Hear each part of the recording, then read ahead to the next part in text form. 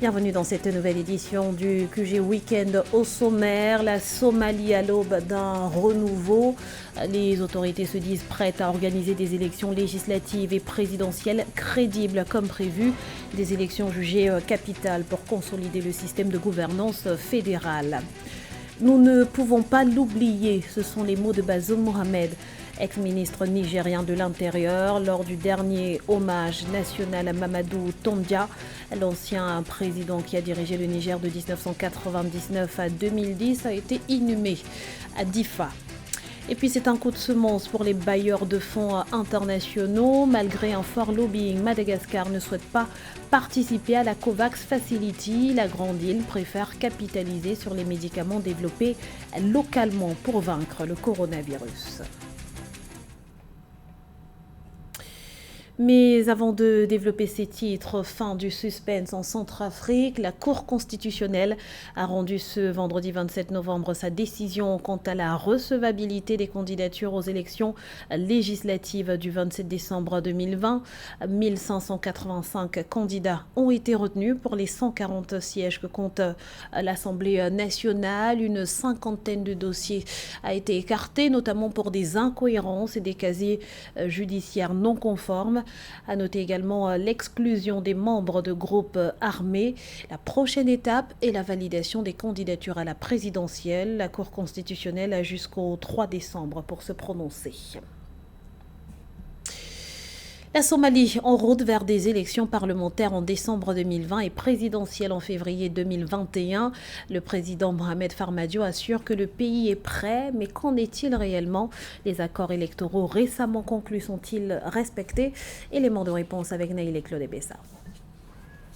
En prélude aux élections législatives de décembre 2020 et de la présidentielle de février 2021, la Somalie s'est engagée à tenir des élections libres et équitables. Le premier ministre du pays, Mohamed Hussein Roble, a redit l'engagement du gouvernement fédéral à assurer des élections inclusives, crédibles et dans les délais. Ainsi, le chef du gouvernement s'est engagé à faire en sorte qu'au moins 30% des sièges au Parlement soient occupés par des femmes pour garantir le développement de la participation de celles-ci.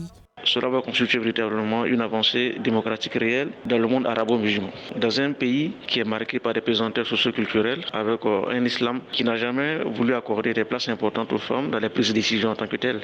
Bien que le principe électoral d'une personne, une voix n'a pas pu être atteint pour ces élections, le gouvernement rassure que cela reste une ambition pour tous les Somaliens. À cet égard, une équipe technique composée du ministère de l'Intérieur, de la Commission électorale et de représentants de la société civile a été mise en place afin d'assurer le suffrage universel avant 2025.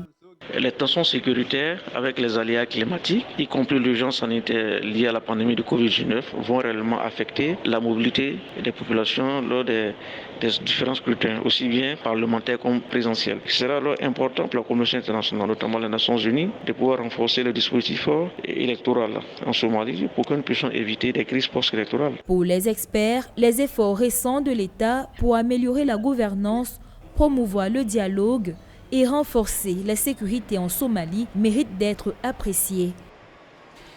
L'ancien président nigérien Tondia Mamadou a rejoint sa dernière demeure ce jeudi après des obsèques officielles présidées par le président Mahamadou Issoufou de la capitale à Maïné en passant par Difa où la dépouille a été transportée à bord de l'avion présidentiel.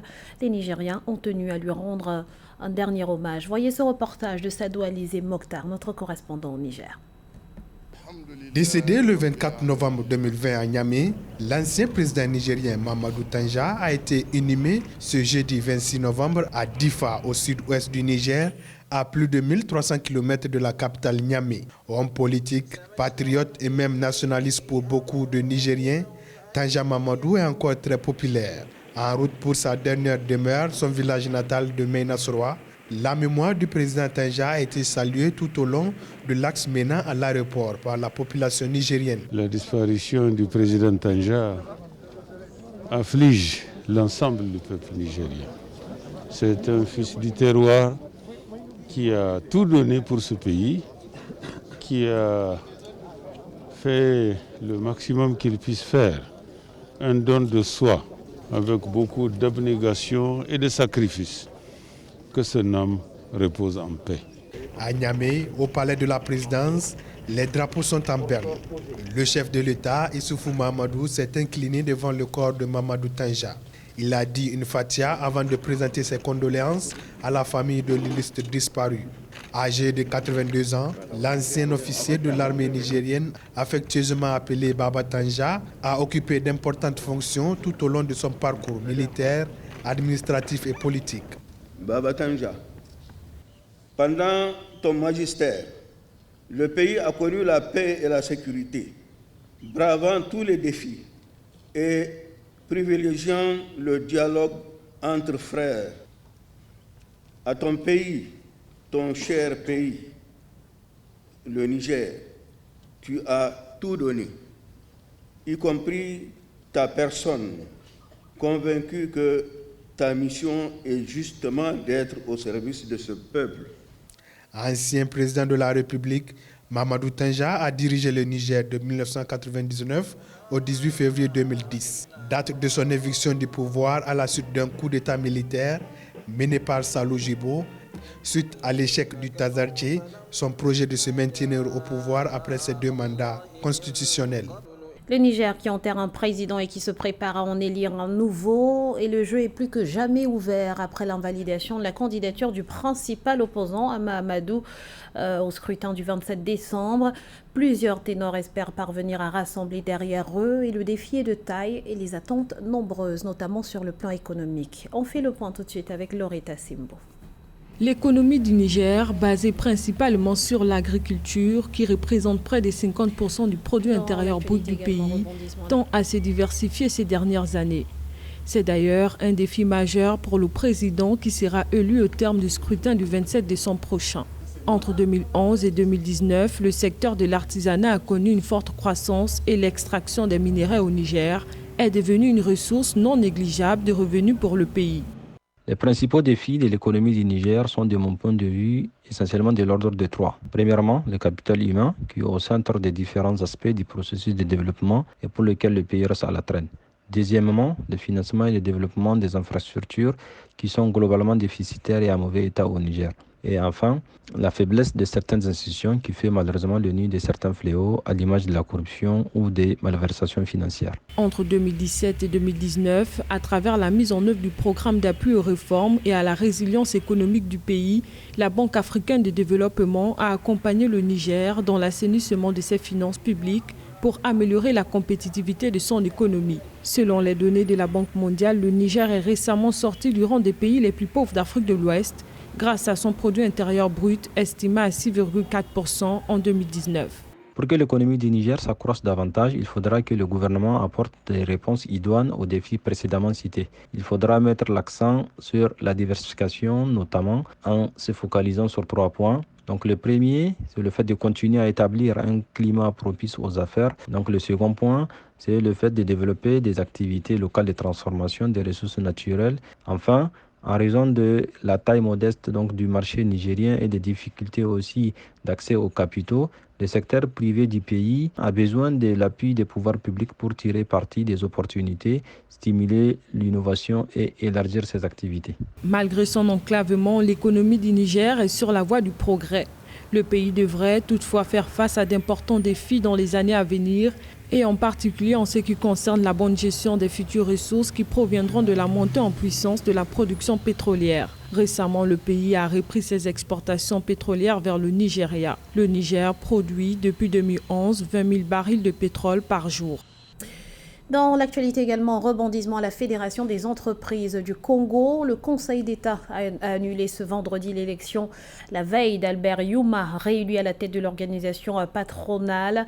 Un des candidats à ce poste a en effet considéré la procédure irrégulière. Il a notamment dénoncé l'obligation pour toutes les candidatures de passer par un comité de sages ou encore la modification du règlement intérieur de la FEC pour éviter toute concurrence à la candidature d'Albert Youma.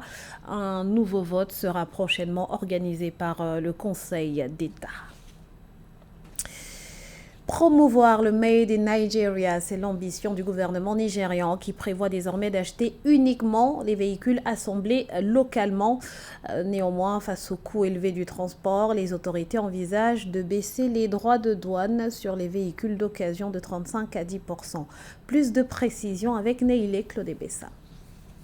Soutenir l'industrie automobile locale, c'est le nouveau leitmotiv du gouvernement nigérian. En effet, le Nigeria envisage de s'approvisionner en véhicules assemblés localement dans le but d'accroître la compétitivité de l'industrie automobile du pays. Cette nouvelle politique vient renforcer celle visant à réduire le nombre de véhicules d'occasion dans le parc automobile du pays.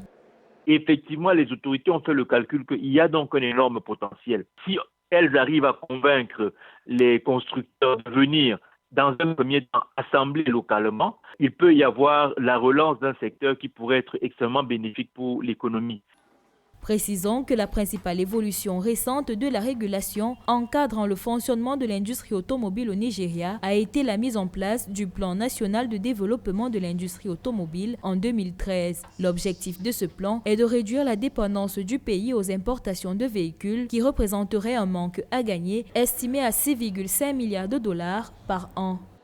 C'est un secteur industriel automobile à l'état embryonnaire. Il représente à peine 1% du PIB. Donc, pour que ça augmente, je pense que non seulement il faut stimuler le secteur industriel local, mais il faut aussi s'assurer que toutes les autres contraintes non industrielles soient levées. Et c'est une dynamique qui, pour moi, reste une dynamique de long terme. En attendant l'implémentation de cette politique, les autorités prévoient de baisser les droits de douane sur les véhicules d'occasion de 35% à 10%. Les taxes sur les véhicules à moteur pour le transport seront également réduites afin de réduire les frais de déplacement en raison de l'inflation élevée.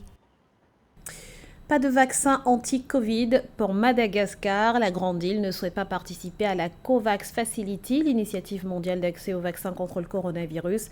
Les autorités préfèrent en effet capitaliser sur les médicaments développés localement, à l'instar du Covid Organix. Les détails avec Samantha Saboubanga. Alors que diverses institutions ne cessent de mettre en garde face à l'augmentation du taux de reproduction du coronavirus au vu d'une seconde vague en Afrique, Madagascar pense à son propre remède. Pendant que les autorités sanitaires mondiales ont mis sur pied le COVAX Facility, une initiative d'accès au vaccin contre la pandémie de Covid-19, à Madagascar, le gouvernement préfère porter ses choix sur le remède local. La Grande Île ne souhaite pas participer à la COVAX Facility une fois son homologation et son approbation réalisée.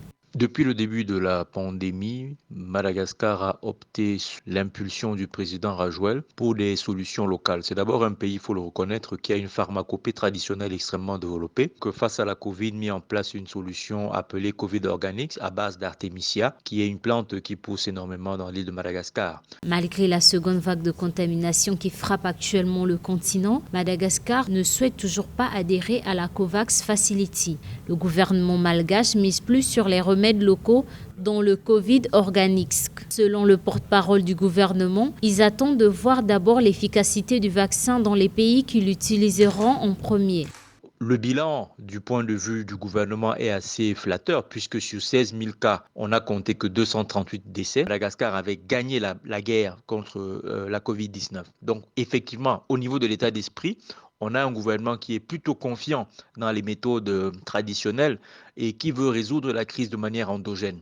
De l'autre côté, on a aussi une opportunité d'accéder au vaccin qui est offerte par la communauté internationale et qui semble très attrayante pour les pays en développement. Madagascar valorise plus les remèdes locaux que toute autre chose. En effet, la Grande Île préfère ne pas se positionner sur le vaccin à venir et souhaite capitaliser sur les investissements en matière de santé qu'elle a déjà réalisés. Ce journal a été réalisé par l'ensemble de la rédaction. Merci pour votre fidélité. Restez sur Africa 24, l'information continue.